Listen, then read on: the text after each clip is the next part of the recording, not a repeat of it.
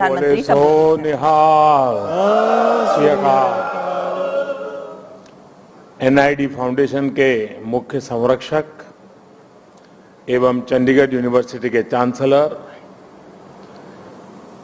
मेरे मित्र श्री सतनाम सिंह संधू जी, NID foundation के सभी सदस्यगण और सभी सम्मानित साथीगण, आप में से कुछ लोगों को पहले से जानने का, मिलने का अवसर मुझे मिलता रहा है। गुरुद्वारों में जाना, सेवा में समय देना, लंगर पाना, सिख परिवारों के घरों पर रहना, ये मेरे जीवन का एक बहुत बड़ा स्वाभाविक हिस्सा रहा है। यहां प्रधानमंत्री आवास में भी समय समय पर सिख संतों के चरण पड़ते रहते हैं और ये मेरा बड़ा सौभाग्य रहा है। उनकी संगत का सौभाग्य मुझे अक्सर मिलता रहता है। भाइयों और बहनों, जब मैं किसी विदेश यात्रा पर जाता हूं तो वहां भी जब सिख समाज के साथियों से मिलता हूं तो मन गर्व से भर उठता है। 2015 की मेरी कनाडा यात्रा आप में से कई लोगों को याद होगा और दल्ला जी तो मैं मुख्यमंत्री नहीं था तब से जानता हूं। ये कनाडा के लिए 4 दशकों में किसी भारतीय प्रधानमंत्री की पहली स्टैंड एलोन बायलैटरल विजिट थी और मैं केवल ओटावा और टोरंटो ही नहीं गया था। मुझे याद है तब मैंने कहा था कि मैं वैंकूवर जाऊंगा और मैं वहां जाना चाहता हूं। मैं वहां गया, गुरुद्वारा खालसा दीवान में मुझे माथा टेकने का सौभाग्य मिला। संगत के सदस्यों से बहुत अच्छी बातें हुई। इसी तरह 2016 में जब मैं ईरान गया तो वहां भी तेहरान में भाई गंगा सिंह सभा गुरुद्वारा जाने का मुझे सौभाग्य मिला। मेरे जीवन का एक और अविस्मरणीय क्षण फ्रांस में 9 अप्रैल इंडियन मेमोरियल की मेरी यात्रा भी है। ये मेमोरियल विश्व युद्ध के समय भारतीय सैनिकों के बलिदान के लिए उन्हें श्रद्धांजलि देता है और इनमें भी एक बड़ी संख्या हमारे सिख भाइयों की थी। यह अनुभव इस बात का उदाहरण है कि कैसे हमारे सिख समाज ने भारत और दूसरे देशों के रिश्तों की एक मजबूत कड़ी बनने का काम किया है। मेरा सौभाग्य है कि आज मुझे इस कड़ी को और मजबूत करने का अवसर मिला है और मैं इसके लिए हर संभव प्रयास भी करता रहता हूं। साथियों, हमारे गुरुओं ने हमें साहस और सेवा की सीख दी है। दुनिया के अलग अलग हिस्सों में बिना किसी संसाधन के हमारे भारत के लोग गए और अपने श्रम से सफलता के मुकाम हासिल किए। यही स्पिरिट आज नए भारत की स्पिरिट बन गई है। नया भारत नए आयामों को छू रहा है, पूरी दुनिया पर अपनी छाप छोड़ रहा है। कोरोना महामारी का एक कालखंड इसका सबसे बड़ा उदाहरण है। महामारी की शुरुआत में पुरानी सोच वाले लोग भारत को लेकर चिंताएं जाहिर कर रहे थे। हर कोई कुछ न कुछ कहता रहता था, लेकिन अब लोग भारत का उदाहरण देकर के दुनिया को बताते हैं कि देखिए भारत ने ऐसा किया है। पहले क्या कहा जा रहा था कि भारत की इतनी बड़ी आबादी, भारत को कहां से वैक्सीन मिलेगी, कैसे लोगों का जीवन बचेगा, लेकिन आज भारत वैक्सीन का सबसे बड़ा सुरक्षा कवच तैयार करने वाला देश बनकर के आज उभरा है। श्री अकाल करोड़ों वैक्सीन डोज हमारे देश में लगाई चुकी है। आपको भी सुनकर गर्व होगा कि इसमें भी 99% वैक्सीनेशन हमारी अपनी मेड इन इंडिया वैक्सीनेशन से हुआ है। इसी कालखंड में हम दुनिया के सबसे बड़े स्टार्टअप इकोसिस्टम में से एक बनकर के उभरे हैं। हमारे यूनिकॉर्न्स की संख्या लगातार बढ़ रही है। भारत का ये बढ़ता हुआ कद, ये बढ़ती हुई साख, इससे सबसे ज्यादा किसी का सर ऊंचा होता है तो वो हमारे डायस्पोरा का है। क्योंकि जब देश का सम्मान बढ़ता है तो लाखों करोड़ों भारतीय मूल के लोगों का भी उतना ही सम्मान बढ़ जाता है। उनके प्रति दुनिया का नजरिया बदल जाता है। इस सम्मान के साथ नए अवसर भी आते हैं, नई भागीदारियां भी आती हैं और सुरक्षा की भावना भी मजबूत होती है। हमारे भारतीय डायस्पोरा को तो मैं हमेशा भारत का राष्ट्रदूत मानता रहा हूं। सरकार जो भेजती है वो तो राजदूत है, लेकिन आप जो है राष्ट्रदूत है। आप सभी भारत से बाहर मां भारती की बुलंद आवाज है, बुलंद पहचान है। भारत की प्रगति देखकर आपका भी सीना चौड़ा होता है, आपका भी सिर गर्व से ऊंचा होता है।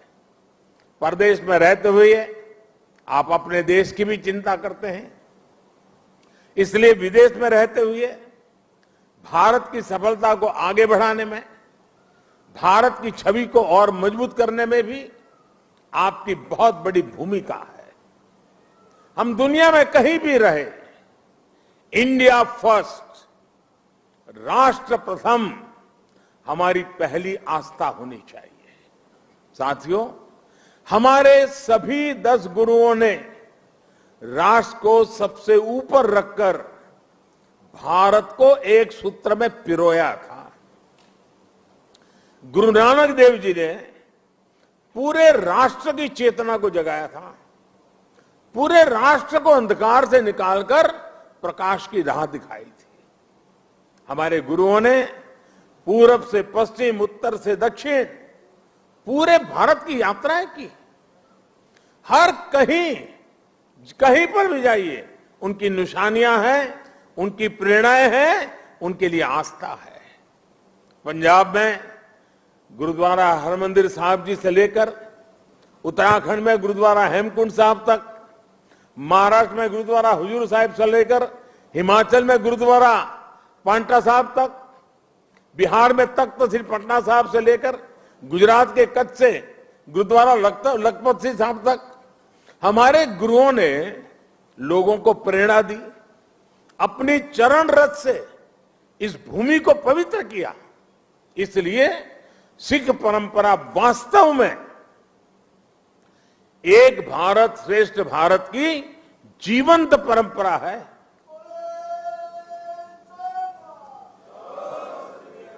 भाई और बहनों, आजादी की लड़ाई में और आजादी के बाद भी सिख समाज का देश के लिए जो योगदान है, उसके लिए पूरा भारत कृतज्ञता अनुभव करता है।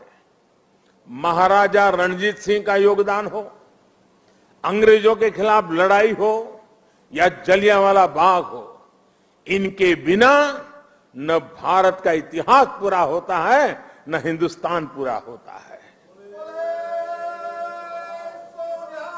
आज भी सीमा पर खड़े सिख सैनिकों के शौर्य से लेकर देश की अर्थव्यवस्था में सिख समाज की भागीदारी और सिख एनआरआई के योगदान तक, सिख समाज देश के साहस, देश का सामर्थ्य और देश के श्रम का पर्याय बना हुआ है। साथियों, आजादी का अमृत महोत्सव हमारे स्वतंत्रता संग्राम के साथ साथ हमारी संस्कृति और विरासत को सेलिब्रेट करने का भी अवसर है, क्योंकि आजादी के लिए भारत का संघर्ष केवल एक सीमित कालखंड की घटना नहीं है। इसके पीछे हजारों साल की चेतना और आदर्श जुड़ी थी। इसके पीछे आध्यात्मिक मूल्य और कितने ही तप त्याग जुड़े हुए थे। इसलिए आज देश जब एक तरफ आजादी का अमृत महोत्सव मनाता है, तो साथ ही लाल किले पर गुरु तेग बहादुर जी का 400वां प्रकाश पर्व भी मनाता है। श्री अकाल। गुरु तेग बहादुर जी के 400वें प्रकाश पर्व के पहले हमने गुरु नानक देव जी का 550वां प्रकाश पर्व भी पूरी श्रद्धा के साथ देश विदेश में मनाया था। गुरु गोविंद सिंह जी के 350वें प्रकाश पर्व का सौभाग्य भी हमें ही मिला था। साथियों, इसके साथ ही इसी कालखंड में करतारपुर साहिब कॉरिडोर का निर्माण भी हुआ। आज लाखों श्रद्धालुओं को वहां शीश नवाने का सौभाग्य मिल रहा है। लंगर को टैक्स फ्री करने से लेकर हरमिंदर साहब को एफसीआरए की अनुमति तक, गुरुद्वारों के आसपास स्वच्छता बढ़ाने के लेकर उन्हें बेहतर इंफ्रास्ट्रक्चर से जोड़ने तक देश आज हर संभव प्रयास कर रहा है। और मैं सतनाम जी का आभार व्यक्त करता हूं। उन्होंने जिस प्रकार से वीडियो को संकलित करके दिखाया, पता चल सकता है कि पूरी श्रद्धा के साथ हर क्षेत्र में किस प्रकार से काम हुआ है। आप लोगों से समय समय पर जो सुझाव मिलते हैं, आज भी काफी सुझाव मेरे पास आपने दिए हैं। मेरा प्रयास रहता है कि उनके आधार पर देश सेवा के रास्ते पर आगे बढ़ता रहे। साथियों, हमारे गुरुओं के जीवन की जो सबसे बड़ी प्रेरणा है, वो है हमारे कर्तव्यों का बोध। आजादी के अमृत काल में देश भी आज कर्तव्यों को प्राथमिकता देने की बात कर रहा है। सबका साथ, सबका विकास, सबका विश्वास और सबका प्रयास, यही मंत्र हम सबको भारत के उज्जवल भविष्य को सुनिश्चित करता है। एक कर्तव्य केवल हमारे वर्तमान के लिए नहीं है, ये हमारे और हमारे देश के भविष्य के लिए भी है। ये हमारी आने वाली पीढ़ियों के लिए भी है। उदाहरण के तौर पर आज पर्यावरण देश और दुनिया के सामने एक बड़ा संकट है। इसका समाधान भारत की संस्कृति और संस्कारों में है। सिख समाज इसका जीता जागता उदाहरण है।